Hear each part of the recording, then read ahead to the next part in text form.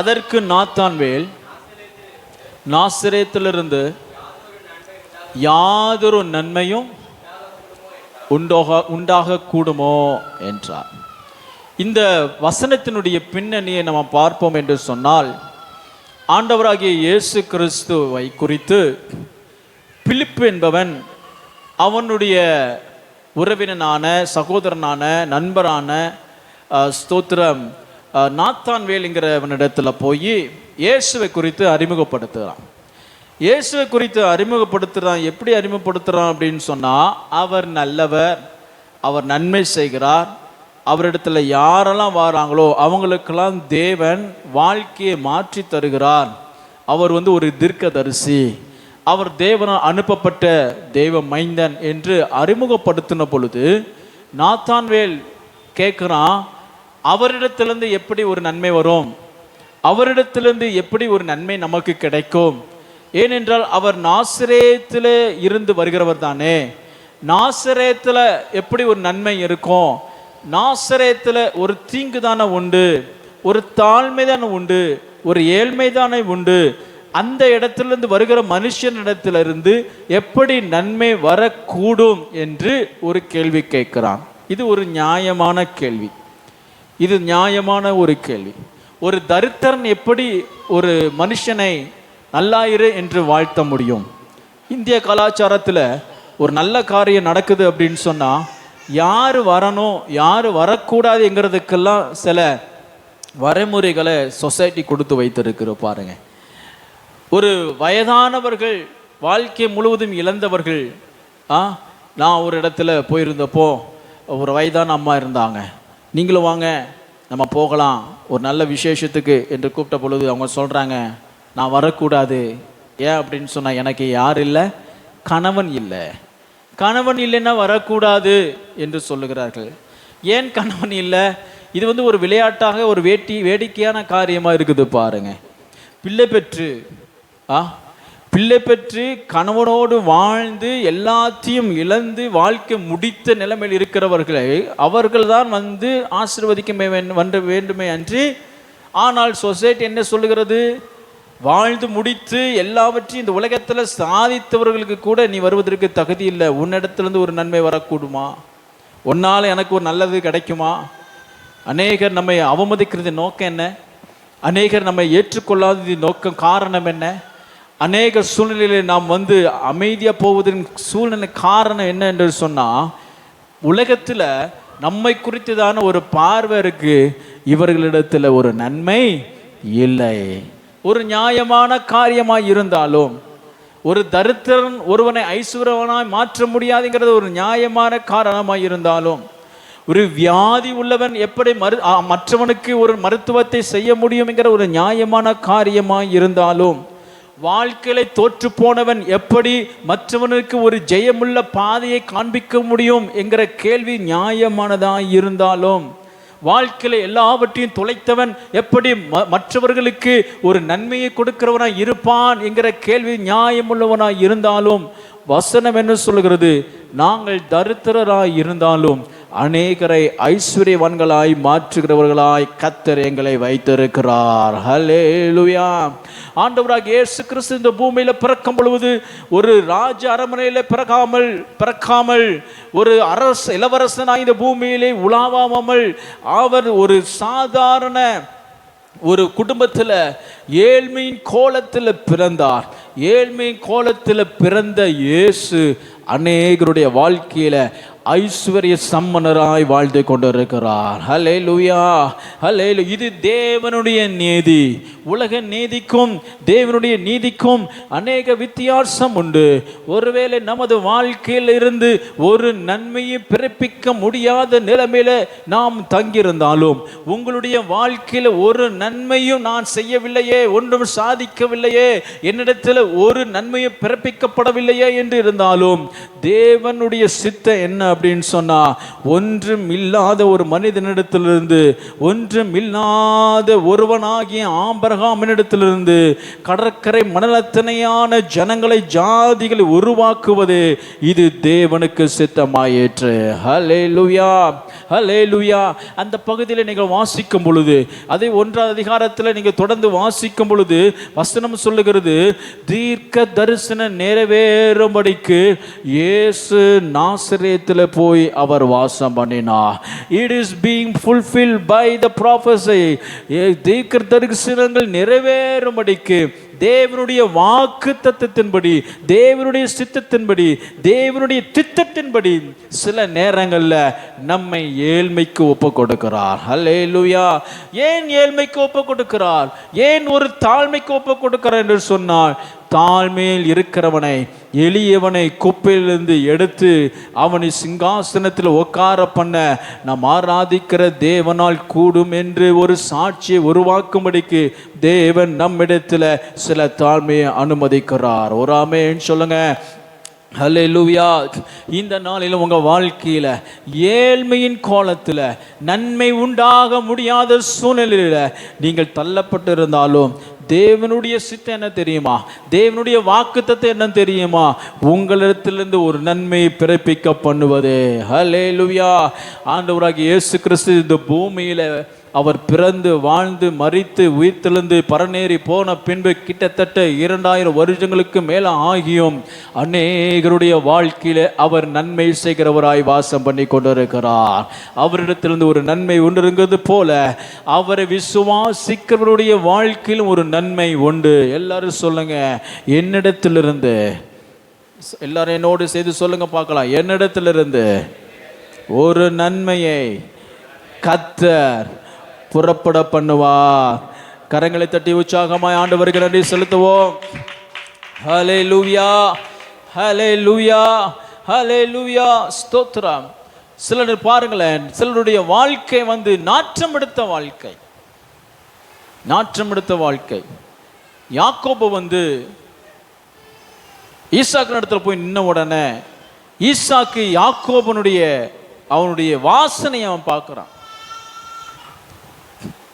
உன் வாசனை ஏச மாதிரி இல்லையே அப்படின்னு என்ன அர்த்தம்?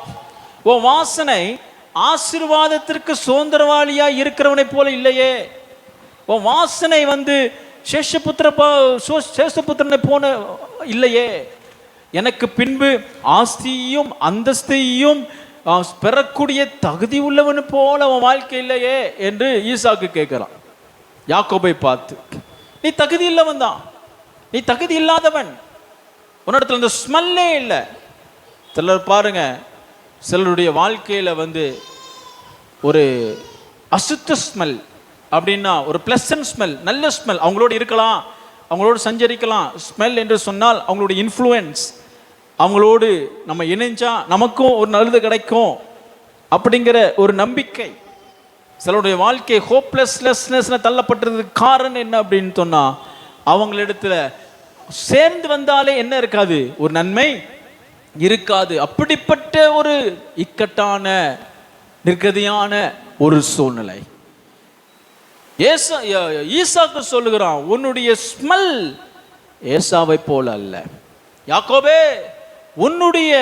உன்னிடத்திலிருந்து வருகிறதான வீசுகிறதான அந்த வாசனை சேஷ்ட புத்திர பாகத்தை சுதந்திரிக்கிறவனை போல அல்ல. நீ ஆசீர்வாதத்துக்கு தகுதி இல்லாதவன் போல இருக்கிறாய். உனக்கும் நன்மைக்கும் சம்பந்தமே இல்லை. யாக்கோபு, நான் எப்படி உனக்கு நன்மை தருவேன் அப்படின்னு அவன் ஈசாக்கு கேட்கிறான். ஆனா தேவ சித்தம் என்ன, தேவனுடைய வாக்குத்தத்தம் என்ன, தேவனுடைய தீர்க்க தரிசன வார்த்தைகள் நம்மளோட வாழ்க்கையில கடந்து என்ன அப்படின்னு சொன்னா, ஏசாவை அல்ல யாக்கோபையே நான் தெரிந்து வைத்திருக்கிறேன். நன்மை வருமோ, நன்மை வரக்கூடுமோ என்று கேள்வி எழுப்புகிற அளவிற்கு யாக்கோபுடைய வாழ்க்கை தள்ளப்பட்டிருந்தாலும் தேவன் அவனை தெரிந்து கொண்டு ஆசீர்வாதத்தின் சந்ததியை கர்த்தர் மாற்றினார். ஹல்லேலூயா, ஹல்லேலூயா. ஆகையால் சில நேரங்களில் நம்மிடத்திலிருந்து ஒரு நன்மை வரக்கூடாத அளவுக்கு தள்ளப்பட்டிருந்தாலும் தேவனுடைய தீர்க்க தரிசனத்தின்படி உங்களிடத்தில் கர்த்தர் நன்மையை வைத்திருக்கிறார். உலக பார்வையில் உங்களுக்கு ஒரு நன்மை இல்லாமல் இருந்தாலும், மனுஷனுடைய பார்வையில் நம்மிடத்தில் ஒரு நன்மை தோன்றாத சூழ்நிலை தள்ளப்பட்டிருந்தாலும், தேவனுடைய வாக்குத்தத்தம் நிறைவேறும் பொழுது நிச்சயமாய் நமக்குள்ளே ஒரு நன்மையை கட்டளையிடுவார். ஒரு அல்லேலூயா சொல்லுவோம். அல்லேலூயா. வேத புஸ்தகத்தில் ஒரு மனிதனை குறித்து இன்றைக்கு காலை வேளையில் நாம் தியானிக்க போகிறோம். வேதத்தில் வாசிப்போம். 2 சாமுவேல் புஸ்தகம் 9வது அதிகாரம். 2 சாமுவேல் புஸ்தகம் 9வது அதிகாரத்தை யாராவது ஒருத்தர் நீங்கள் வாசிங்க. 9வது அதிகாரத்தில் ஸ்தோத்திரம் ஸ்தோத்திரம். 2 சாமுவேல் 9வது அதிகாரத்தை திருப்பிக் கொள்ளுங்க. 1ஆம் வசனத்திலிருந்து வாசிங்க. யோனத்தான் நிமித்தம் என்னால் தயவு பெறத்தக்கவன் எவனாவது சவுலின் வீட்டாரில் இன்னும் மீதியா இருக்கிறவன் உண்டா என்று தாவீது கேட்டான். இங்க கவனிச்சு பாருங்க. இப்ப என்ன நடக்குது அப்படின்னா, தாவீது ராஜாவாயிட்டான். சவுலும் அவனோடு இருந்த வீரர்கள் எல்லாம் அவங்க யுத்தத்தில் செத்து மடிந்து விட்டார்கள். சவுலினுடைய வீட்டார் யாவரும் மரித்து விட்டார்கள். ஆகையால் ஆனாலும் தேவன் நிமித்தம், வசனம் சொல்லுகிறது, கர்த்தரின் நிமித்தம் சவுலுடைய வீட்டாருக்கு தயவு செய்யும்படிக்கு சவுல் வீட்டில் யாராவது இருக்காங்களா என்று கேட்ட பொழுது, அங்கே இருந்த சவுல் வீட்டில் வேலைக்காரனாய் இருந்தவன் என்ன சொல்லுகிறான், சவுல் வீட்டாராகிய அவனுடைய சவுலின் குமாரனாகிய யோனத்தானுடைய மகன் ஸ்தோத்திரம் மேவிபோசேத் என்கிறவன் ஒருவன் இருக்கிறான் என்று சொன்ன உடனே தாவீது என்ன சொல்லுகிறான், அவனை கூட்டிக் கொண்டு வாருங்கள் என்று சொன்ன பொழுது அவனை தாவீது என்ன செய்கிறான், மேவிபோசேத் என்கிறதான ஒரு மனிதனை கூட்டிக் கொண்டு வருகிறார்கள். அவன் எப்படிப்பட்டவனாய் இருந்தான் அப்படின்னு சொன்னா, அவன் மிகவும் ஏழ்மை உள்ளவனாய், குடும்பத்தார் ஒருவரும் இல்லாதவனாய், மிகவும் அடிமைப்படுத்தப்பட்டவனாய், வசனம் சொல்லுகிறது அவனுடைய கால்களும் அவனுடைய கால்கள் டிசேபிள்டு, நடக்க முடியாதவனாய், முடவனாய் அவன் இருந்தான். அப்படிப்பட்டவனை பார்த்து தாவீது என்ன சொல்லுகிறான், அவனை என்னிடத்தில் கொண்டு வாங்கள் என்று சொல்லும் பொழுது கொண்டு வருகிறாங்க. வந்த உடனே அவனை வாழ்க்கையை தாவீது பார்த்து எப்படி பார்க்கிறான் அப்படின்னு சொன்னா, மிகவும் ஏழ்மையுள்ள சூழ்நிலையில பார்க்கிறான். ஏழ்மையுள்ள சூழ்நிலை. மேவிபோசேத்தினுடைய வாழ்க்கை எப்படி இருக்குது அப்படின்னா, ராஜபரம்பிலிருந்து வந்தவன், ராஜ குலத்தில் இருக்கிறவங்க எல்லாரும் மரித்து விட்டார்கள். எனக்கு என்னை பார்த்தா யாரும் ஒரு நன்மை செய்யலாம் அல்லது என்னிடத்திலிருந்து ஒரு நன்மை கிடைக்கும் என்று விரும்புகிற அளவில் என் சூழ்நிலையில் என் வாழ்க்கை இல்லை என்று அவன் ஒடுங்கி போய் ஏழ்மையில் இருக்கிறான். ஒரு காலத்தில் அவன் ராஜாவினுடைய அரண்மனையில் இருந்த பொழுது அவனிடத்தில் தயவு பெற்றவர்கள் நிறைய பேர் இருக்கலாம், நிறைய பேர் தயவு பெற்றிருப்பாங்க. மேவிபோசேத்தின் மூலமாக சவுலினிடத்தில் ஏதாவது ஒரு நன்மை உண்டாகணும், ராஜாவினிடத்தில் நன்மை உண்டாகனா எத்தனையோ பேர் நன்மை பெற்றிருக்கலாம். ஆனால் இப்பொழுது ஒரு நன்மையும் இல்லாதவனாய் நிற்கதியாக தள்ளப்பட்டவனாய் இருந்தான். வசனம் சொல்லுங்கள். 8வது வசனத்தை வாசிங்க. 2 சாமுவேல் புஸ்தகம் 9வது அதிகாரம் 8வது வசனம். அப்பொழுது அவன் வணங்கி, செத்த நாயை போல் இருக்கிற என்னை நீர் நோக்கி பார்க்கதற்கு உமது அடியேன் எம்மாத்திரம். அவன் தன்னை பார்த்து என்ன சொல்கிறான் அப்படின்னா, நான் ஒரு செத்த நாய், ஒரு செத்த டெட் டாக், ஒரு செத்து போன நாய் போல என் வாழ்க்கை மாறிவிட்டது. ஷேம். அவனிடத்திலிருந்து வாழ்க்கையிலிருந்து வருகிற காரியம் என்னன்னா, நன்மை இல்லை, அவமானம், அவமானம், அவமானம் நிறைந்த வாழ்க்கை. மேவிபோசேத் என்று சொன்னால் அவனிடத்தில் ஒரு நன்மை இல்லை, அவனிடத்தில் ஒரு அவமானம்தான் உண்டு என்று அர்த்தமுள்ள ஒரு மனுஷன் தான் மேவிபோசேத். மேவிபோசேத் எங்க பேருக்கு இன்னொரு அர்த்தம் என்ன அப்படின்னு சொன்னா, டிஸ்பெல்லர் ஆஃப் ஷேம். அவனிடத்திலிருந்து ஒரு நன்மை உண்டாகாது, ஆனால் அவனிடத்திலிருந்து என்ன உண்டாகும், ஒரு அவமானம், அவங்க கூட சேர்ந்தவனுக்கெல்லாம் அவமானம். ஊர்ல யாராவது ஏதாவது தவறு செய்துட்டாங்க, ஒரு அவமானத்தை கொண்டு வருகிற, குடும்பத்திற்கு அவமானத்தை கொண்டு வருகிற அளவுக்கு ஏதாவது தவறு செஞ்சிட்டாங்க அப்படின்னா யாரும் அவனிடத்துல போக மாட்டாங்க, யாரும் அவனிடத்துல பேச மாட்டாங்க. ஸ்தோத்திரம். ஏனென்றால் அவர்கள் சுமந்த அவமானமும் நம்மிடத்துல வந்துடும் என்று பயத்தில் அவர்கள் ஓடுகிறார்கள். ஒருவேளை நமது வாழ்க்கையில அவமானம் சூழ்ந்திருக்கையில் இந்த உலகமே நம்ம விட்டு விலகிற அளவில் நம்ம சில நேரங்களில் தள்ளப்படலாம். ஸ்தோத்திரம். சமீபத்தில் ஒரு குற்றவாளி அவனை வந்து தண்டிக்கும் பொழுது ஒரு தாய் என்ன சொல்லுகிறா, என் மகன்தான், ஆனாலும் அவனுடைய சரீரத்தை நான் வாங்க மாட்டேன், நீங்கள் அவனை எப்படி செய்யணுமோ செஞ்சு முடித்து விடுங்கள், ஏனென்றால் அவன் மிகவும் அவமானத்தை கொண்டு வருகிற காரியத்தை, குற்றத்தை அவன் செய்தான். தாய் கூட விட்டு விலகுகிறாள். அவமானம் என்ன செய்கிறது? நம்மை இந்த உலகத்தை விட்டு பிரிக்கிறது. மேவிபோசேத் என்ன செய்கிறான்? அவமானத்தினால் நிறைக்கப்பட்டவனாயிருந்தான். செத்த நாயை போல, ஒருவரும் நேசிக்கப்படாத, ஒருவரும் விரும்பாத அவமானத்தினால். சில நாய்கள்லாம் சென்னை பட்டணத்தில் இருக்குது, அதுக்கு நல்ல கனம் கொடுக்குறாங்க, நல்ல மரியாதை கொடுக்குறாங்க, தனி பெட்ரூம் கூட சிலர் வச்சிருக்கிறாங்க, அதுக்கு தனி கார் கூட வைத்திருக்கிறார்கள். லட்சக்கணக்கில் கோடிக்கணக்கில் அதற்கு ஒரு கனம் மதிப்பை கொடுத்து, மரியாதையை கொடுத்து, மகிமையை கொடுத்து வைக்கிற சில நாய்களும் உண்டு. ஏன் அப்படின்னு சொன்னால் அதற்கு நிறைய காரணங்கள்லாம் சொல்கிறாங்க. அதுக்கு குணங்கள், அது காப்பாற்றுகிற முறை, அது மனிதனோடு எப்படி வாழ்க்கையை அனுசரித்து அட்ஜஸ்ட் பண்ணி ஈக்குவலாக மெயின்டைன் பண்ணி போகுது. அதனால் அந்த நாய்க்கு அவ்வளோ விலை உள்ள நாய்களும் அந்த உலகத்தில் இருக்குது. ஆனால் சில நாய்கள் பாருங்கள், தெருக்கல்ல நோய்வாய்ப்பட்டு சரியான ஆகாரம் இல்லாமல், பராமரிப்பு இல்லாமல், உலகத்தில் சோத்திரன் தெருக்கல்ல அவமான சின்னமாக. நாய் மட்டும் கிடையாது, சென்னையில் சிலருடைய மனிதனுடைய வாழ்க்கையும் அப்படி தான் இருக்கிறது. உலகத்தில் மனுஷனுடைய வாழ்க்கையில் பிசாசானவன் சிலர் அப்படித்தான் வைத்திருக்கிறான். அவமானம் நிறைந்த வாழ்க்கை. ஒருவருடைய பெயர் கேட்டாலே அவமானம். இப்படிப்பட்ட இருக்கிறவர்களிடத்துல கர்த்தர் சொல்லுகிறாரு, பயப்படாதே, இனி நீங்கள் அவமானம் அடைவதில்லை. அல்லேலூயா. ஏசாயா தீர்க்க தரிசன புஸ்தகம் 54வது அதிகாரம் 4வது வசனத்தை வாசிக்கும் பொழுது, ஏசாயா 54:4, யாரை எடுத்து வாசிங்க? ஏசாயா 54:4. பயப்படாதே, நீ வெட்கப்படுவதில்லை. போதும், ஒரு அம்மைன்னு சொல்லுங்க. அல்லேலூயா. கர்த்தர் சொல்லுகிறார், நீ பயப்படாதே, நீ வெட்கம் அடைவதில்லை, நீ அவமானம் அடைவது இல்லை. மேவிபோசேத்தே, உலக பார்வையில் உனக்கு எல்லா சூழ்நிலையும் கைவிட்ட நிலைமையில் நீ ஒரு அவமானத்தில் தள்ளப்பட்டிருந்தாலும் கர்த்தர் சொல்லுகிறார், நீங்கள் என்ன செய்ய வேண்டாம், இனி வெட்கம் அடைவது இல்லை. ஒரு அல்லேலூயா சொல்லுங்க பார்க்கலாம். சத்தமா ஒரு அல்லேலூயா சொல்லுங்க. அல்லேலூயா. ஒரு மனிதனுடைய அவமானத்தையும் வெட்கத்தையும் மாற்றுகிறவர் நம்முடைய தேவன். ஒரு ஆமென் சொல்லுங்க.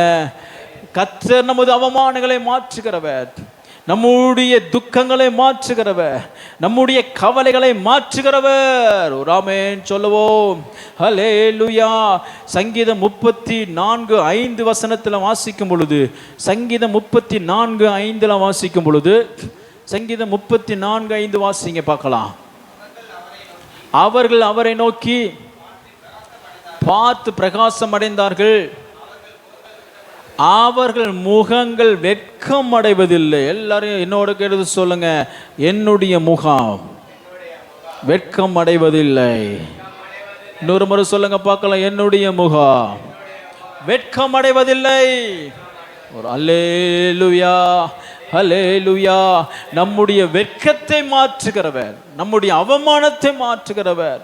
ஒருவேளை சிலருடைய வாழ்க்கை எப்படி இருக்கும் அப்படின்னா, அவமானத்தையே மாத்திரம் சுமக்கிறதா இருந்தாலும் நீங்கள் கர்த்தரிடத்தில் வரும் பொழுது, அவர் உங்கள் தேவனாய் இருக்கும் பொழுது, அவர் உங்கள் ராஜாவாய் இருக்கும் பொழுது, எப்படி தாவீது ராஜாமான பின்பு மேவிபோசேத்தே நீ வா, இனி உனக்கு வெட்கம் இல்லை, நீ எனக்கு என்னுடைய பந்தியில என்னோடு கூட ராஜ மரியாதையோடு இருப்பேன் என்று அழைத்ததை போல ராஜாவின் சிங்காசனத்தில் இருக்கிற நமது ஆண்டவராகிய இயேசு கிறிஸ்து வெட்கத்திலே தள்ளப்பட்ட ஒவ்வொருத்தருடைய வாழ்க்கையும் அவர் நறுமணமாய் மாற்றி, பயப்படாதே, இனி நீ வெட்கம் அடைவதில்லை, நீ அவரை நோக்கி பார்த்தபடினாலே உனது முகம் பிரகாசம் அடையுமே அன்றி வெட்கப்பட்டு போவதில்லை என்று கர்த்தர் சொல்லுகிறார். அல்லேலூயா, அல்லேலூயா, ஸ்தோத்திரம். பாருங்களேன், இந்த உலகத்தில் வெட்கத்தை கொண்டு வரக்கூடிய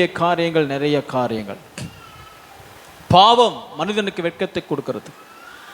சோம்பேறி மனுஷனுக்கு வெட்கத்தை கொண்டு வருகிறது. தேவையான மனிதனுடைய அறிவு இல்லாதவர்கள் வெட்கத்தை, சரியான விதத்தில் அறிவை பயன்படுத்தாவிட்டாலும் மனுஷன் வெட்கத்தை கொண்டு வருகிறது. வெட்கம் ஏதாவது ஒரு சூழ்நிலை மனிதத்தில் வருகிறது. ஸ்தோத்திரம். அந்த வெட்கம் அவனிடத்தில் அதிகமாகும் பொழுது, அவமானம் அதிகமாகும் பொழுது சில நேரங்களில் தன் வாழ்க்கையை அவர்கள் முடித்துக் கொள்ளுகிறார்கள். 2 நாட்கு முன்பதாக ராஜஸ்தானில் ஒரு ஸ்டூடெண்ட், ஒரு சின்ன பிள்ளை ஸ்கூல் மாடியிலிருந்து கீழே குதித்து தற்கொலை செய்து கொண்டார். காரணம் என்ன? வெட்கம், அவமானம். பிள்ளைங்களாம் என்னை கேலி பண்றாங்க, டீச்சர்ஸ் எல்லாம் என்னை மதிக்கல. வெட்கம், அவமானம் ஒரு மனிதனுக்கு ஒரு பேரிழவை கொண்டு வருகிறது. ஆனால் கர்த்தருடைய முகத்தை நோக்கி பார்க்கிறவர்களோ அவர்கள் முகத்தை கர்த்தர் பிரகாசிக்க பண்ணுகிறார். வெட்கத்திற்கு பதிலாக பிரகாசம். ஹல்லேலூயா. தலை குனிந்து வெட்கப்பட்டு இருக்கிற உனது வாழ்க்கையில தேவனாகிய கர்த்தர் பிரகாசத்தை தர வல்லவர். உங்க வாழ்க்கையில் எந்தெந்த பகுதியில் தலை குனிந்து வெட்கப்பட்டு வெட்கத்தோடு நீங்கள் திருந்துகிறீர்களோ, கர்த்தர் இந்த நாட்களில் தமது வாக்குத்தத்தத்தின்படி, தமது நாமத்தின்படி, தமது ஸ்தோத்திரம் வார்த்தையின்படி உங்களுக்கு தேவன் ஆயத்தம் பண்ணின பரலோகத்தின் ஆசீர்வாதத்தின்படி வெட்கத்தில் இருந்து முகத்தை நீக்கி தேவன் பிரகாசத்தை கட்டளையிடுவாராக. விசுவாசிக்கிறவங்க ஆமென் சொல்லுங்க. ஹல்லேலூயா. ஏசாயா 61:7 வாசிங்க பார்க்கலாம். ஏசாயா 61:7 வாசிக்கும் பொழுது, ஏசாயா 61:7, ஏசாயா 60, வெட்கத்திற்கு பதிலாக ஒரு அல்லேலூயா சொல்லுங்க. ஹல்லேலூயா. வெட்கத்திற்கு பதிலாக, வெட்கத்திற்கு பதிலாக பலன். ஸ்தோத்திரம். எவ்வளவு நாட்கள் வெட்கப்பட்டிருக்கிறீங்க? எவ்வளவு நாள் நீங்க துக்கத்தை சுமந்தீர்கள்? எவ்வளவு நாள் நீங்க அவமானத்தின் பாதையில் நீ கடந்து போனீங்க? அதற்கு தக்கதாக தேவன் பலன். வசனம் சொல்லுகிறது, நாங்கள் துன்பத்தை கண்ட நாட்களுக்கு சரியாய் எங்களை மகிழ்ச்சியாக்கும். சரியாய், எல்லாரும் சொல்லுங்க சரியாய். ஹல்லேலூயா. அப்படின்னா என்ன அர்த்தம்? அப்படின்னா தேவன் நீதி உள்ளவர்.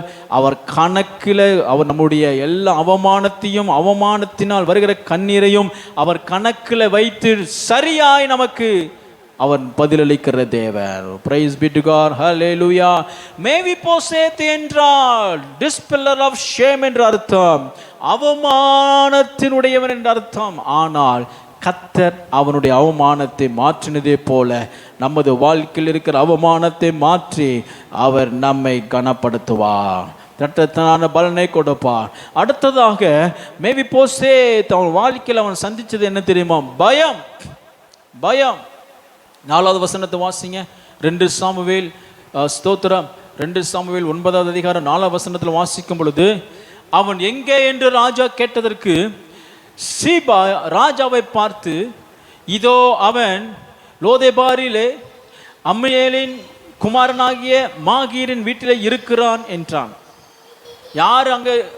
யாரு மாகீரின் வீட்டில் இருக்கிறா அப்படின்னு சொன்னா, ராஜபுத்திரன் இடத்துல, ராஜபுத்திரனாய் இருக்கிறவன், ராஜ வம்சத்தில் இருக்கிறவன், ராஜ அரண்மனையில் இருக்கிறவன். அவன் எங்க இருக்கிறான் அப்படின்னு சொன்னா, மாகீரில் யாரோ ஒருவருடைய வீட்டில் இருக்கிறான். hiding himself in another man's life, another man's house. தனது வாழ்க்கையை வேறொருடைய மனிதனுடைய குடும்பத்தில் தன்னை மறைத்து வைக்கிறான். சில நேரங்களில் பாருங்களேன், பயத்தில் என்ன பயம் அப்படின்னு தெரியுமா? தாவீது ராஜான உடனே எல்லாரையும் சங்காரம் பண்ணிட்டான். சவுலின் வீட்டார் யாருமே உயிரோடு இல்லை. எனக்கும் எப்பொழுது பட்டயம் வருமோ, எனக்கு எப்பொழுது மரணம் வருமோ, எனக்கு எப்பொழுது ஒரு முடிவு வருமோ என்று சொல்லி பயத்தில் இருந்தான். டிஸ்பெல்லர் ஆஃப் ஃபியர். மேவிபோசேத் என்றால் டிஸ்பெல்லர் ஆஃப் ஃபியர், பயம். சிலருடைய வாழ்க்கை முழுவதுமாக பயத்தினாலே நிரப்பப்பட்டிருக்கும். சின்ன சின்ன விஷயத்துக்கெல்லாம் பயப்படுவாங்க. பயம் ஒரு மனிதனை எழும்ப விடாது. பயம் தேவ ஆசீர்வாதத்திற்கு எதிரான காரியம் ஒன்று. நீங்கள் பயந்தீங்க அப்படின்னு சொன்னால் உங்கள் வாழ்க்கையில் தேவனுடைய ஆசீர்வாதத்தை பெறவே முடியாது.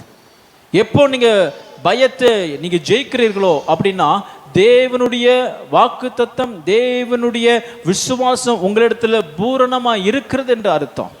அதனால தான் வசனம் சொல்கிறது, அவர் பயத்தின் ஆவியை நமக்கு தராமல் அன்பும் பலமுள்ள ஆவியை கர்த்தர் தந்திருக்கிறார். ஹல்லேலூயா, ஹல்லேலூயா, ஸ்தோத்திரம். மேவிபோசேத் was living under human compassion.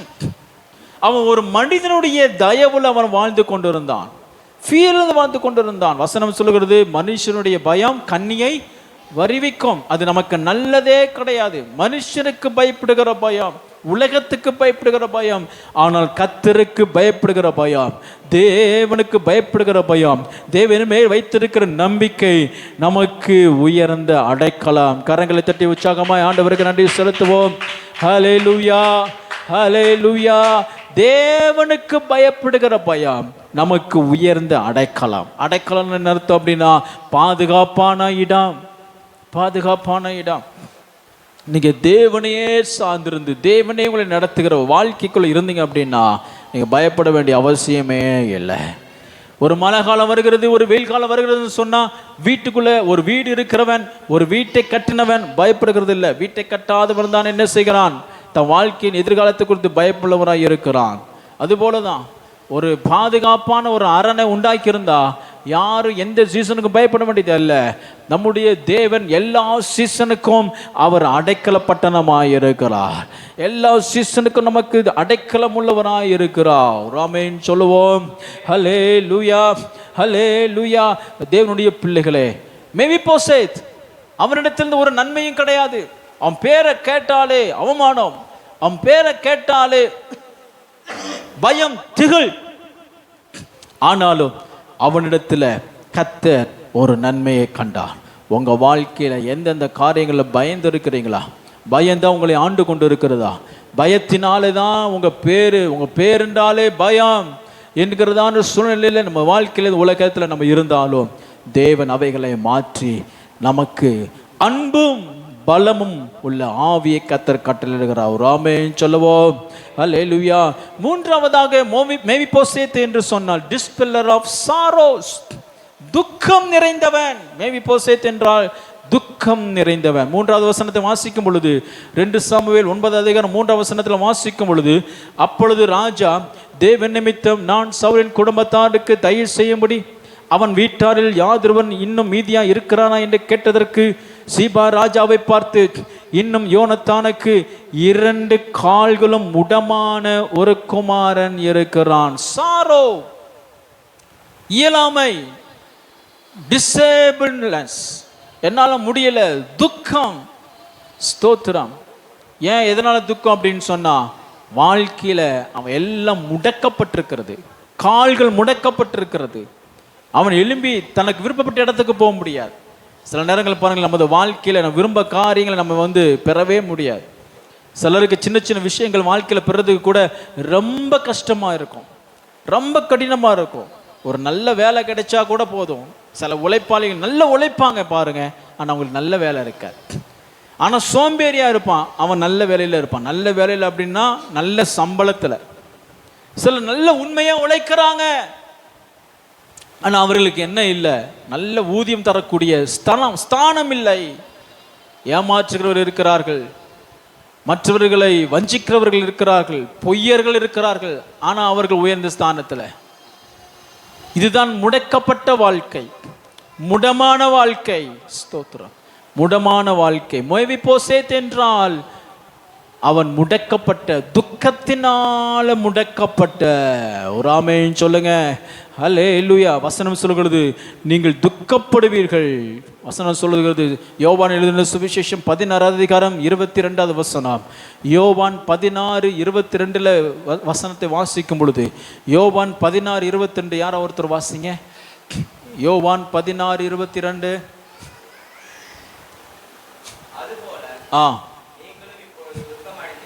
நீங்கள் இப்பொழுதும் துக்கமடைந்திருக்கிறீர்கள், நான் மறுபடியும் உங்களை காண்பேன், உங்கள் இருதயம் சந்தோஷப்படும். உங்கள் சந்தோஷத்தை ஒருவரும் உங்களிடத்திலிருந்து எடுத்து போட மாட்டார்கள். வசனம் சொல்கிறது உங்கள் துக்கம் சந்தோஷமாய். பிரைஸ் அல்லாஹ். ஹல்லேலூயா, ஹல்லேலூயா. கர்த்தர் துக்கத்தினால, இயலாமையினால உங்க வாழ்க்கை முடக்கப்பட்டு இருந்துச்சுன்னா, கர்த்தர் வார்த்தை என்ன சொல்லுது அப்படின்னா, உங்கள் துக்கம் சந்தோஷமா மாறும். எவைகளை குறித்து துக்கமா இருக்கிறீர்களோ, எவைகளை குறித்து நீங்க கவலை உள்ளவராக இருக்கிறீர்களோ, இவைகள் எல்லாம் உங்க வாழ்க்கையை முடக்கி வைத்திருக்கிறதோ, வாழ்க்கையில முன்னேறாமல் அடுத்த பரிமாணத்திற்கு, அடுத்த லெவலுக்கு, அடுத்த கட்டத்திற்கு கொஞ்சம் கூட நடக்க முடியாத நிலைமையில தள்ளப்பட்டிருக்கிறீர்களோ, தேவனாகிய கர்த்தர் உங்களிடத்திலிருந்து ஒரு நன்மையை புறப்பட பண்ணுவார். ஒரு சுவாசத்தோட ஆமென் சொல்லுங்க. ஹல்லேலூயா. May we possess the dispeller of shame. அவன் ஸ்தோத்திரம் அவமானத்தை உடையவனாயிருந்தான். டிஸ்பெல்லர் ஆஃப் ஃபியர், பயம் உள்ளவனாயிருந்தான். டிஸ்பெல்லர் ஆஃப் சாரோ, மேபி போசதேனாலே துக்கம்தான். முடக்கப்பட்ட வாழ்க்கை, எல்லாத்தையும் இழந்துட்டேன் அப்படின்னு சொல்லி முடக்கப்பட்ட வாழ்க்கையில துக்கத்தில் நிறைந்தவனாயிருந்தான். ஆனால் தேவன் தாவீதின் ராஜாவின் மூலமாய் அவனுக்கு ஒரு பெரிய மாற்றத்தை, திருப்பு முனைய வாழ்க்கையிலே தந்ததை போல நமது வாழ்க்கையிலும் தேவன் தர வல்லவராய் இருக்கிறார். கரங்களை உயர்த்தி அல்லேலூயா சொல்லுங்க. ஹல்லேலூயா, ஹல்லேலூயா. ஆமா, உலகத்துல நம்ம இப்படி தள்ளப்பட்டு இருந்தாலும் பாருங்களேன், நன்மை இல்லாத சூழ்நிலையில் நம்மிடத்திலிருந்து ஒரு வெகுமதியும் வராது, ஒரு நன்மையை உண்டாகாது என்று சொல்லி தள்ளப்பட்டிருந்தாலும் பாருங்க, கர்த்தர் அவனிடத்தில் ஒரு நன்மையை வைத்திருந்தார். ஸ்தோத்திரம். ஆதியாகமம் 2வது அதிகாரம் 18வது வசனத்தில் வாசிக்கும் பொழுது, ஆதியாகமம் 2:18 வாசிக்கும் பொழுது வசனம் சொல்கிறது, மனிதன் தனிமையாக இருப்பது நல்லதல்ல, அவன் ஏற்ற துணை, ஏற்ற துணை. மனுஷன் அப்படின்னு என்ன அர்த்தம் அப்படின்னு சொன்னா, he was of no goodness. அவனிடத்தில் ஒரு குட்னஸும் இல்லை. மனிதன் தேவன் உண்டாக்கின பொழுது அவனிடத்தில் எந்த நன்மையும் இல்லை, நல்லது அல்ல, அவனிடத்தில் நன்மை இல்லை. மனுஷன் தனிமையா உண்டாக்கப்பட்டிருந்த பொழுது அவனுக்கு நன்மை இல்லை. ஆனால் அவனிடத்தில் ஒரு நன்மை உண்டாக்கும்படி ஏற்ற துணையை உண்டாக்கினார். உலகத்தில் நமக்கு நன்மை இல்லை தான், நமக்கு ஒரு மேன்மை இல்லை தான். நம்ம ஒரு துக்கத்தினால, அவமானத்தினால, பயத்தில் நிரப்பப்பட்ட வாழ்க்கையில் இருக்கிறோம். ஆனால் நமக்கு ஒரு ஏற்ற துணையை, நம்மை உயிர்ப்பிக்கிற, நம்மிடத்திலிருந்து ஒரு வல்லமை புறப்பட பண்ணுகிற, நம்மிடத்திலிருந்து ஒரு விருட்சத்தை உண்டாக்குகிற, நம்மிடத்திலிருந்து ஒரு கனியை உண்டு பண்ணுகிற, நம்மிடத்திலிருந்து ஒரு சுவையான திராட்சை ரசம் போன்ற ஒரு வாழ்க்கையை பிறப்பிக்கிற நமக்கு துணையாளராகிய பரிசுத்த ஆவியானவர் தேவன் நமக்கு தந்திருக்கிறார். கரங்களை தட்டி ஆண்டவருக்கு நன்றி செலுத்துவோம். ஹல்லேலூயா, ஹல்லேலூயா. நன்மை இல்லை, அது உண்மைதான், அது நியாயமான தான். ஆனாலும் பாருங்க, நமக்குள்ளே இருந்து ஒரு நல்ல வாசனை, ஒரு நல்ல ரசம், ஒரு நல்ல ஒரு அப்பம், நல்ல ஒரு திருப்தியான ஒரு வாழ்க்கை நன்மை உண்டாகும்படிக்கு, எப்படி ஆதியாகமத்தில் ஏதேன் தோட்டத்தில் நன்மை இல்லாத மனிதனுக்கு ஒரு ஏற்ற துணையாகி ஏவாளை உண்டாக்கினதை போல, அவள் ஏவாள் அவளுக்கு ஒரு சந்ததி உருவாக்குவதற்கு காரணமாக இருந்ததை போல, நன்மை இல்லாத வறட்சியான மலடாய் கிடக்கிறத நமது வாழ்க்கையில நம்மிடத்திலிருந்து ஒரு நன்மை உண்டாகும்படிக்கு தேவன் நமக்கு துணையாளராகிய பரிசுத்த ஆவியானவரை தந்திருக்கிறார். பரிசுத்த ஆவியானவர் நமக்குள்ளே வாசம் பண்ணும் பொழுது எங்கெல்லாம் வறட்சி இருக்கிறதோ அங்கெல்லாம் கர்த்தர் செழிப்பை கட்டளையிடுகிறார். எங்கெல்லாம் துக்கம் இருக்கிறதோ அங்கேயெல்லாம் மகிழ்ச்சியை கட்டளையிடுகிறார். எங்கெல்லாம் வியாதி இருக்கிறதோ அங்கே ஆரோக்கியத்தை கட்டளையிடுகிறார். எங்கெல்லாம் வருமான குறைச்சல் இருக்கிறதோ அங்கே கர்த்தர் அப்ப திரட்சியை கட்டளையிடுகிறார். ஆகையால் நன்மை இல்லைங்கிற உங்க வாழ்க்கை மீது தேவனாகிய கர்த்தர் தமது ஆவியை அனுப்பி பரிசுத்த ஆவியானவரை கிருபையாய் உங்களுக்கு தந்து உங்களிடத்திலிருந்து நன்மையின் நதியை புறப்பட பண்ணுவார். கரங்களை தட்டி ஆண்டவருக்கு நன்றி செலுத்துவோம். ஹல்லேலூயா, ஹல்லேலூயா. மேவிபோசேத் ஒரு நன்மை இல்லாதவன், நன்மையற்றவன். ஆனால் கர்த்தர் அவனுக்கு ஒரு நன்மையை கண்டார், நன்மையை தந்தார். ஒரு ஆமென் சொல்லுங்க. ஹல்லேலூயா, ஹல்லேலூயா. 6வது வசனத்துல சவுலின் குமாரனாகிய யோனத்தானின் மகன் மேவிபோசேத் தாவீதினிடத்தில் வந்த பொழுது முகங்குப்புற விழுந்து வணங்கினான். அப்பொழுது தாவீது சொல்லுகிறான், மேவிபோசேத், மேவிபோசேத்தே, மேவிபோசேத்தே என்று கூப்பிடுகிறான். பாருங்க, நம்ம வீட்டில் பேர் சொல்லி கூப்பிடுவோம். பேர் சொல்லி கூப்பிட்டா அதோட அர்த்தம் என்ன அப்படின்னா, நம்ம வந்து ஒரு நமக்கு 2 பேருக்குள்ள என்ன உண்டாயிருக்கிறது, ஒரு உறவு உண்டாயிருக்கிறது. மேவிபோசேத் யாரு? அவன் சவுலின் ராஜாவினுடைய குடும்பத்தான். தாவீதுக்கும் அவனுக்கு என்ன? தாவீது இனியும் கொலை செய்து விடுவான், எனக்கு நன்மை இல்லை என்று சொல்லி பயந்து ஒளிந்து கொண்டிருந்த மேவிபோசேத்தை பார்த்து தாவீது பேர் சொல்லி கூப்பிட்டு அவனிடத்திலிருந்து ஒரு உறவை ஏற்படுத்துகிறான். இனி நீ கவலைப்படாத, நான் இருக்கிறேன். அல்லேலூயா. அதுபோல தேவனாகிய கர்த்தர் நன்மை இல்லாத நமது வாழ்க்கையை பெயர் சொல்லி அழைக்கிறார். வசனம் சொல்கிறது, நான் உன்னை பெயர் சொல்லி அழைத்தேன். உட்கார்ந்து இருக்கிற உங்களை கர்த்தர் பெயர் சொல்லி அழைத்திருக்கிறார்.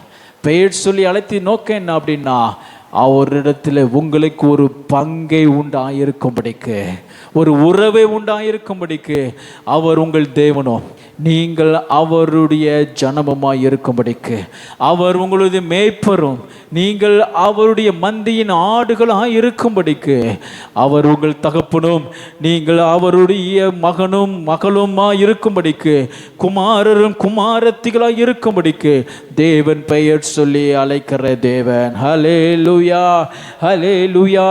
கர்த்தர் நம்மிடத்தில் ஒரு உறவை உண்டாக்குகிறார். அதனால தான் சொல்லப்பட்டிருக்கிறது, யோவான் எழுதின சுவிசேஷம் 15வது அதிகாரம் 5வது வசனத்தில் வாசிக்கும் பொழுது, ஸ்தோத்திரம், நானே மெய்யான திராட்சை செடி, நீங்கள் எல்லாம் எப்படி இருக்கிறீங்க?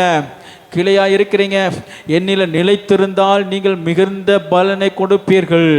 தேவன் அவரிடத்தில், நம்மிடத்தில் நன்மை இல்லை, நம்மிடத்தில் தீங்கு நிறைந்திருக்கிறது, அவமானம், பயம், வெறுமை நிறைந்த வாழ்க்கையில் நாம் இருக்கிறோம். ஆனால் நாம் எப்பொழுது அவரோடு இணைகிறோமோ அவரை போல மெய்யான திராட்சை செடியாய் நம்மிடத்திலிருந்து ஒரு நன்மையை புறப்பட பண்ணுகிற தேவனாய் இருக்கிறார். ஒரு ஆமென் சொல்லுங்க. ஹல்லேலூயா. கர்த்தர் இந்த நாளில் உங்களிடத்தில் ஒரு உறவை ஏற்படுத்த விரும்புகிறார். 2 கொரிந்தியர் 6:18 வாசிங்க. 2 கொரிந்தியர் 6:18. 2 கொரிந்தியர் 6:18 யாரோ ஒருவர் வாசிக்கலாம்.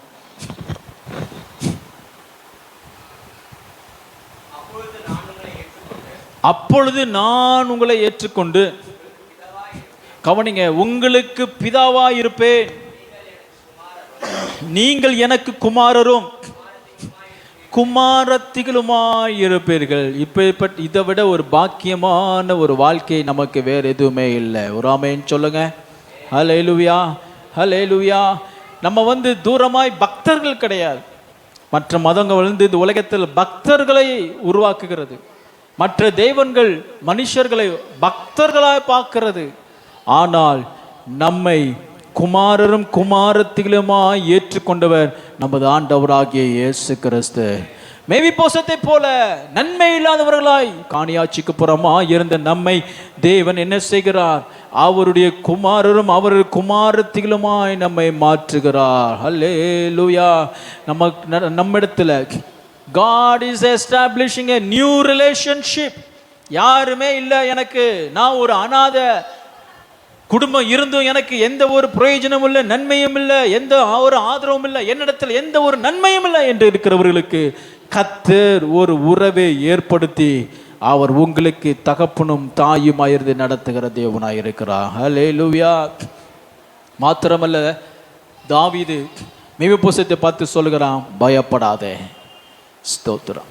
பயப்படாதேன்னு வேதத்தில் தேவன் சொன்ன வார்த்தையை நம்ம கேட்டிருக்கிறோம். ஆனால் ஒரு ராஜா ஒரு மனிதனை பார்த்து சொல்லுகிற வார்த்தை நம்ம இங்கே தான் பார்க்க முடியும். ஒரு மனுஷனை பார்த்து சொல்கிற பயப்படாத. பயப்படாதே அப்படின்னு என்ன அர்த்தம் அப்படின்னா, நம்பிக்கை. நான் உனக்கு ஒரு நம்பிக்கை தருகிறேன், நான் உனக்கு நம்பிக்கை தருகிறேன். நம்பிக்கை இல்லாத இருந்த மனுஷனை பார்த்து தேவன் என்ன செய்கிறான்? பயப்படாதே, பயப்படாதே. வேதத்தில் ஒரு ஆராய்ச்சி சொல்லுகிறது, 365 முறை பயப்படாதே என்ற வார்த்தை வேதத்தில் பயன்படுத்தப்பட்டிருக்கிறது. மனிதன் இந்த உலகத்தை வாழுகிற வருஷத்தில் 365 நாட்களிலும் தேவன் ஒவ்வொரு நாளும் அவர் சொல்லுகிற வார்த்தை என்ன தெரியுமா? பயப்படாதே, ஏனென்றா உனக்கு நான் நம்பிக்கையாக இருக்கிறேன். யாருக்கு பயம் வரும்? நம்பிக்கை இல்லாதவர்களுக்கு தான் பயம் வரும். யாருக்கு பயம் வரும்? எந்த ஒரு உதவி இல்லாதவர்களுக்கு தான் பயம் வரும். ஆகிய நம்பிக்கை இல்லாதவர்களுக்கு பயப்படாதுங்கிற வார்த்தை நம்பிக்கை கொடுக்கிறதா இருக்கிறது. ஆமென் சொல்லுவோம். ஹல்லேலூயா.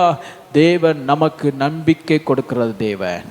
தாவீது எப்படி மேவிபோசேத்துக்கு ஒரு நம்பிக்கை தந்தானோ, அதுபோல கர்த்தர் உங்க வாழ்க்கையில நம்பிக்கை தருகிறவர். ஆமென் சொல்லுவோம். ஹல்லேலூயா. மாத்திரமல்ல, 1ஆம் வசனத்துல வாசிக்கும் பொழுது, தயவு பெறத்தக்கவன். மேவிபோசேத்து யாருன்னா தயவு பெறத்தக்கவன். உலக பார்வையில் அவன் யார் அப்படின்னு சொன்னா, டிஸ்பெல்லர் ஆஃப் ஷேம், அவமானத்தின் சின்னம். ஆனா தேவன் எப்படி பார்க்கிறார் அப்படின்னா, தயவு பெறத்தக்கவன். கர்த்தர் உங்களை எப்படி பார்க்கிறார்? தயவு பெறத்தக்கவன், தயவு பெறத்தக்கவன், தயவு பெறத்தக்கவள். ஆமென் சொல்லுங்க. ஹல்லேலூயா. இந்த வார்த்தையை சொல்லுங்க, நான் தேவனிடத்தில் தயவு பெறத்தக்கவன். ஹல்லேலூயா, ஹல்லேலூயா. worthy to be favored by God. நான் தேவனிடத்திலிருந்து தயவு பெற நான் தகுதி உள்ளவன். praise God, hallelujah. மனுஷனிடத்துல தயவு பெறுவதற்கு தகுதி இல்லாதவன் இருக்கலாம். மனுஷனிடத்துல நான் மனுஷனுடைய வாழ்க்கையில நான் அவமானத்தின் சின்னமா இருக்கலாம். ஆனால் தேவனுடைய பார்வையில நான் தேவ தயவு பெறுவதற்கு தகுதி உள்ளவன். ஒரு ஆமென் சொல்லுங்க. ஹல்லேலூயா. பாருங்களேன், மேவிபோசேத் எப்படி இருந்தான்? பயம், திகழ், வெறுமையில கை கால்கள் எல்லாம் முடமாக்கப்பட்டவனும் அவமானத்தை நிரப்பப்பட்டவனாய் இருந்தான். ஆனா பாருங்க, கர்த்தர் அவனை எப்படி மாற்றினார்? தயை உள்ளவனாய் மாற்றினார். எப்படிப்பட்ட தயை தெரியுமா? எப்படிப்பட்ட தயம் தெரியுமா? வசனத்துல வாசிக்கிறோம், தாவீது சொல்லுகிறான். தொடர்ந்து நீங்க வீட்டுல போய் நீங்க வாசித்தீங்க அப்படின்னு சொன்னா, தாவீது சொல்லுகிறான், சவுலின் நிலங்கள் எல்லாம் உனக்கு திரும்ப கொடுப்பேன், சவுலிடத்தில் இருந்த எல்லா சொத்துக்களை நான் உனக்கு தருவேன், அவனுடைய சம்பத்தெல்லாம் தருவேன். சவுல் யார்? ஒரு ராஜா. ராஜாவினுடைய எல்லா சொத்துக்களும் நிலங்களும் நான் உனக்கு தருவேன். இந்த உலகத்தில் நம்முடைய எதிராளியான சாத்தான் நம்மிடத்திலிருந்து திருடி கொண்டு போன நமக்குரிய எல்லா நன்மைகளையும் நமது தேவனாகிய கர்த்தர் நமக்கு திரும்ப தர வல்லவராயிருக்கிறார். ஜெயமுள்ள தேவனாயிருக்கிறார். நீங்கள் இழந்து போன காரியங்கள், நீங்கள் இழந்து போன சமாதானம், நீங்கள் இழந்து போன ஆரோக்கியம், நீங்கள் இழந்து போனதான குடும்பம், நீங்கள் இழந்து போனதான உறவுகள், இழந்து போன வேலை, இழந்து போன எந்த நன்மை இருந்தாலும், இனி உனக்கும் நன்மைக்கும் சம்பந்தமே இல்லை என்ற நிலைமையில் தள்ளப்பட்டிருந்தாலும் தேவனாகிய கர்த்தர் திரும்ப தர வல்லவராயிருக்கிறார். God is the God of restoration. அவர் உங்க வாழ்க்கையில திரும்பவும் தர வல்லவர். கரங்களை உயர்த்தி அல்லேலூயா சொல்லுவோம். ஹல்லேலூயா, ஹல்லேலூயா. திரும்பவும் கட்டுவேன். ஆமென் சொல்லுங்க. ஹல்லேலூயா.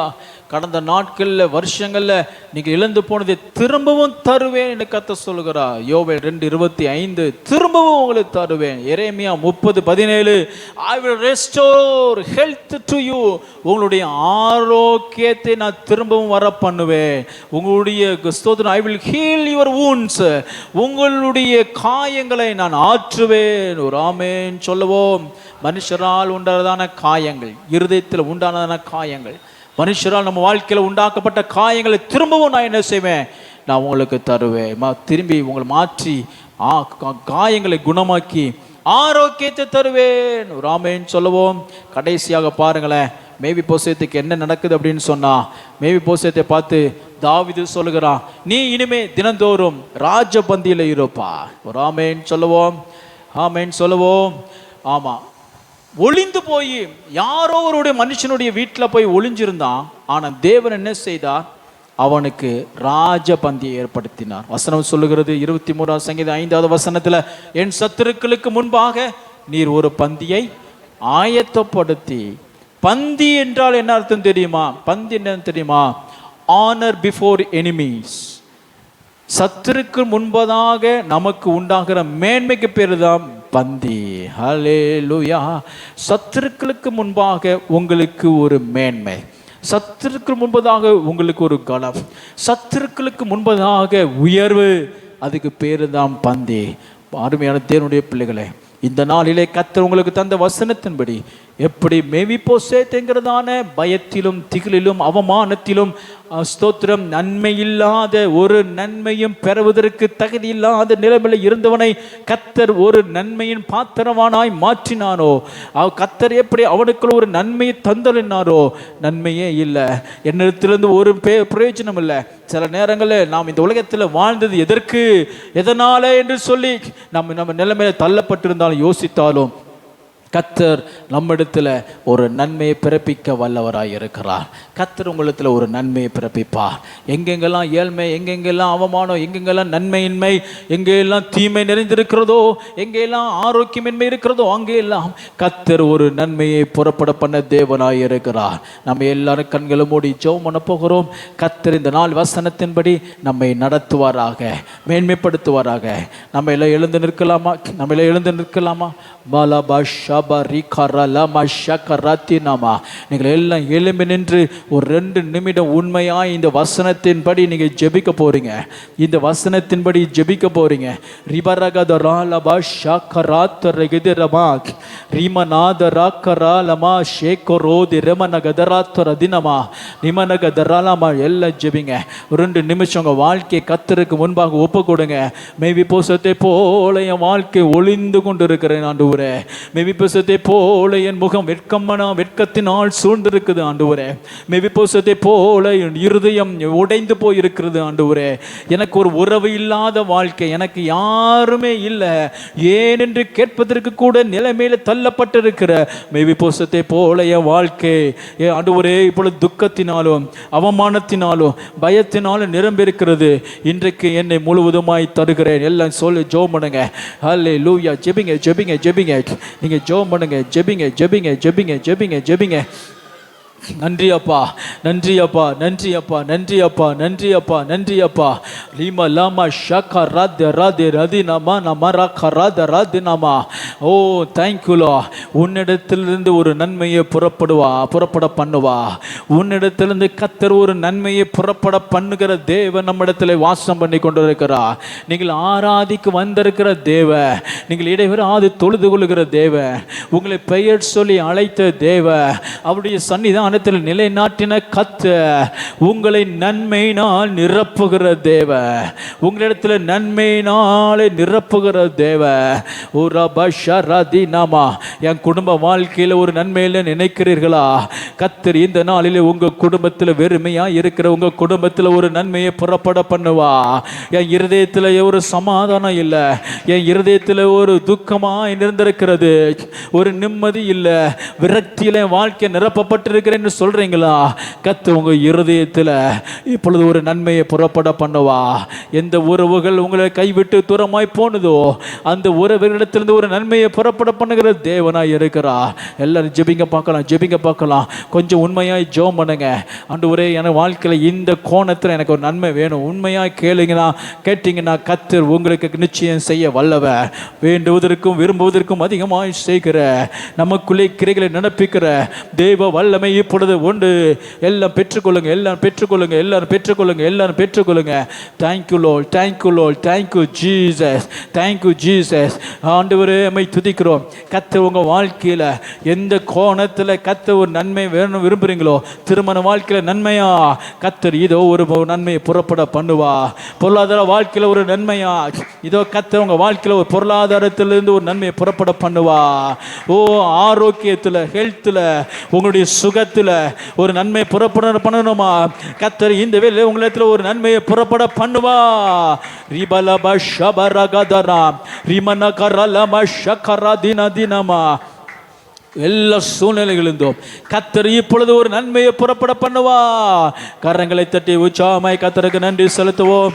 அவர் நமது ஜெபத்தை கேட்டபடினாலோ, அவர் நமக்கு ஒரு பந்தியை ஆயத்தப்படுத்தினபடினாலோ, நம்முடைய துக்கத்திற்கு அவமானத்திற்கு பதிலாக சத்துருக்கு முன்பதாக ஒரு பந்தியை ஆயத்தப்படுத்தினபடினாலும் நன்றி செலுத்துகிறோம், நன்றி செலுத்துகிறோம், நன்றி செலுத்துகிறோம், நன்றி செலுத்துகிறோம், நன்றி செலுத்துகிறோம். எல்லாரும் சொல்லுங்க, என்னை தருகிறேன், தருகிறேன் உம் கரத்தில், என்னை படைக்கிறேன், படைக்கிறேன் உம் பாதத்தில், என்னை தருகிறேன், தருகிறேன் உம் கரத்தில், என்னை படைக்கிறேன், படைக்கிறேனும் பாதத்தில். உருவாக்குமே, உருவாக்குமே என்னை, உருவாக்குமே. எல்லாரும் கேளுங்க, உருவாக்குமே என்னை, எல்லாரும் உண்மையா கரங்களை உயர்த்தி கேளுங்க. உருவாக்குமே. ஒரு நன்மை உருவாக்குங்கப்பா, ஒரு அதிசயத்தை உருவாக்குங்கப்பா, ஒரு அற்புதத்தை உருவாக்குங்க ஆண்டவரே, ஒரு உயர்வை உருவாக்குங்க ஆண்டவரே, ஒரு உன்னதமான ஸ்தானத்தை உருவாக்குங்கப்பா. மேவி போசேத்து எப்படி ஒரு தாழ்மையில இருந்து அவனை ராஜ பந்தியில உட்கார பண்ணினோம், அது போல எங்க வாழ்க்கையில தாழ்மையில் இருக்கிற எங்களுடைய நிலைமையை நினைத்தருளி எங்களுக்கு ஒரு பந்தியை ஆயத்தப்படுத்தி, எங்களுக்கு ஒரு மேன்மையை ஆயத்தப்படுத்தி அதிசயமானது செய்ய கர்த்தராலே கூடும் என்று நாங்கள் இந்த வேளையில் விசுவாச அறிக்கை பண்ணுகிறோம். நீ செய்ய வல்லவர், நீ செய்ய வல்லவர். என்னை தருகிறேன், தருகிறேன் உம் கரத்தில், என்னை படைக்கிறேன், படைக்கிறேன் உம் பாதத்தில், என்னை தருகிறேன். ஆமென். உம் கரத்தில் என்னை படைக்கிறேன், படைக்கிறேன் உம் பாதத்தில், உருவாக்குமே என்னை, உருவாக்குமே,